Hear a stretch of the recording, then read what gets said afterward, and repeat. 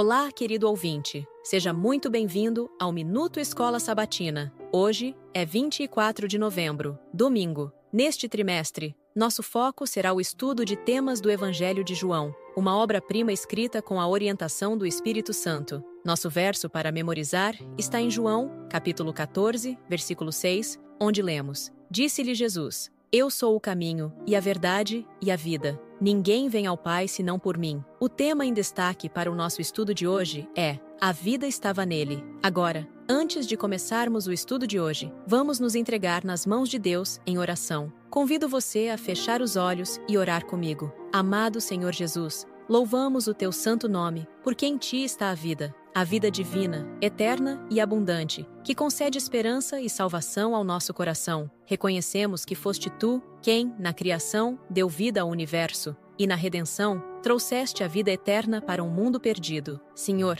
obrigado por assumires o nosso lugar na cruz, levando o peso de nossos pecados, para que pudéssemos receber a vida que é tua por direito. Que ao estudarmos a tua palavra hoje, o Espírito Santo nos ilumine para entendermos mais profundamente o teu caráter, vendo em ti o reflexo perfeito do Pai. Ajuda-nos a receber essa vida em abundância, caminhando como filhos e filhas de Deus, nascidos de ti e transformados pelo teu amor, que possamos, ao crer no teu nome, viver com a certeza da vida eterna que só tu podes dar. Em teu precioso nome, oramos. Amém. Hoje, refletiremos sobre um dos temas centrais do Evangelho de João, a vida que está em Jesus. Em João, capítulo 1, versículo 1, o apóstolo apresenta Jesus como o Verbo eterno, Deus em essência, e em João, capítulo 1, versículo 4, declara que a vida estava nele. Vamos explorar como esta vida transcende o conceito biológico e se estende à salvação e à promessa de vida eterna, revelando o caráter do Pai. João inicia seu evangelho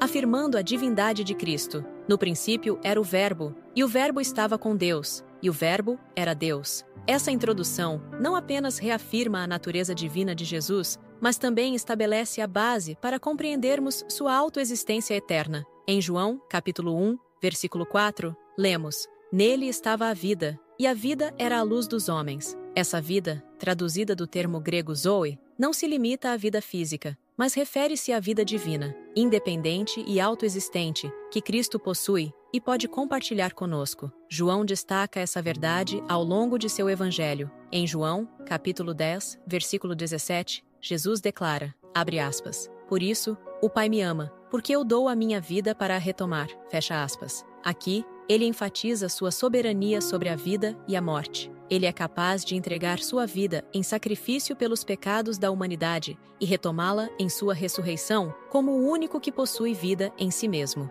Essa mesma vida é a fonte de salvação. Em João, capítulo 3, versículos 14 e 15, Jesus relembra o episódio de Moisés levantando a serpente de bronze no deserto, afirmando, abre aspas, Assim também é necessário que o Filho do Homem seja levantado, para que todo o que nele crê tenha a vida eterna, fecha aspas. Assim como os israelitas picados pelas serpentes eram curados ao olhar para a serpente de bronze, nós, atingidos pelo pecado, recebemos a vida eterna ao olhar para Cristo com fé. O Evangelho de João menciona Zoe 36 vezes, cerca de 25% de todas as ocorrências no Novo Testamento. Mais frequentemente, João associa essa vida à vida eterna, como vemos em João, capítulo 3, versículo 16. Porque Deus amou ao mundo de tal maneira que deu o seu Filho unigênito, para que todo o que nele crê não pereça, mas tenha a vida eterna. Aquele que criou a vida no Éden é o mesmo que restaura a vida eterna àqueles que creem nele.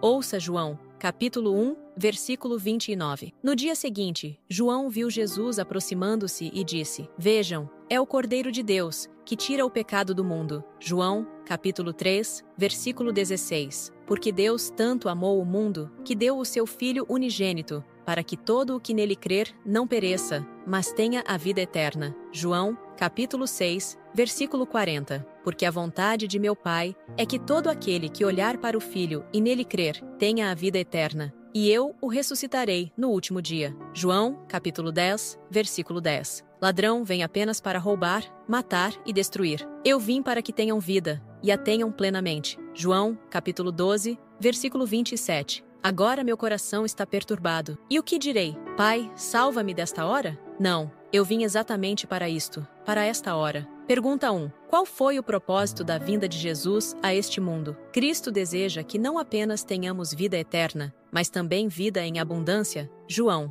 capítulo 10, versículo 10. Essa vida é um relacionamento restaurado com Deus, uma existência cheia de propósito, paz e esperança, concedida àqueles que recebem Jesus como Senhor e Salvador. Em João, capítulo 1, versículo 12 e 13, lemos: Mas a todos quantos o receberam, deu-lhes o poder de serem feitos filhos de Deus, a saber, aos que creem no seu nome. Essa nova vida não é obra da carne ou do sangue, mas é um nascimento espiritual, promovido por Deus. Finalmente, Cristo nos revela o caráter do Pai. Em João, capítulo 1, versículo 18, lemos: Ninguém jamais viu a Deus. O Deus unigênito, que está junto do Pai, é quem o revelou. Quando olhamos para Jesus, sua compaixão, misericórdia, justiça e amor, vemos o próprio caráter do Pai. Hoje, refletiremos sobre um trecho poderoso do livro O Desejado de Todas as Nações, escrito por Ellen White, especificamente nas páginas 630 e 631. Esse texto nos conduz à cena gloriosa da ressurreição de Cristo, destacando sua autoridade divina sobre a vida e a morte, baseado em versículos-chave como João, capítulo 10, versículos 17 e 18, e João, capítulo 2, versículo 19. Exploraremos como Jesus revelou sua divindade ao sair triunfante do túmulo e o que isso significa para a nossa fé. Ellen White descreve de maneira vívida o momento em que a voz do anjo ecoa no túmulo de Cristo: Teu Pai te chama. Essa declaração marca a vitória do Salvador sobre a morte. A ressurreição de Cristo foi um evento singular, pois ele não dependia de fontes externas para reviver. Como destaca o texto, o Salvador saiu do sepulcro pela vida que havia em si mesmo. Essa verdade cumpre suas próprias palavras. Abre aspas. Dou a minha vida para a reassumir. Tenho autoridade para a entregar, e também para reavê-la. Fecha aspas. João, capítulo 10, versículos 17 e 18. A ressurreição de Jesus também foi a confirmação de suas profecias. Em João, capítulo 2, versículo 19,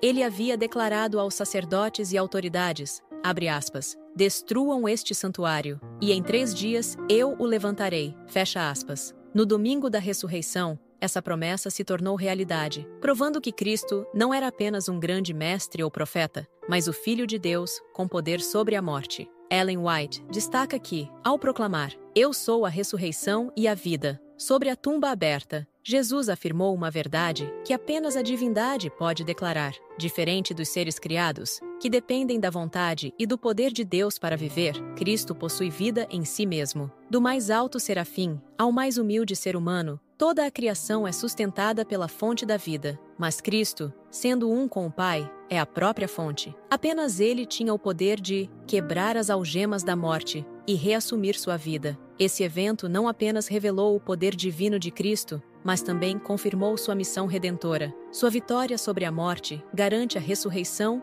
e a vida eterna a todos os que nele creem. Ao refletirmos sobre a vida que está em Cristo, somos chamados a crer nele como a fonte de vida eterna. Ele é o Verbo que criou a vida no princípio, o Salvador que tomou nosso lugar na cruz, e o Senhor que nos convida a viver abundantemente como filhos de Deus. A ressurreição de Jesus é o ponto culminante de sua missão na Terra e o alicerce da nossa fé. Como afirma Ellen White, em O Desejado de Todas as Nações, abre aspas, somente aquele que é um com Deus podia dizer, tenho autoridade para a entregar e também para reavê-la, fecha aspas. Cristo não apenas venceu a morte, mas abriu o caminho para que, nele, pudéssemos ter a esperança da vida eterna. Hoje, somos convidados a confiar no poder daquele que é a ressurreição e a vida. Que a certeza de sua vitória sobre a morte fortaleça nossa fé e renove nossa esperança no dia em que estaremos para sempre com ele. Meu amigo, olhe para Cristo hoje. Receba dele a vida que não apenas restaura a sua alma, mas garante a eternidade ao lado do Pai. Que a luz da vida, que é Jesus,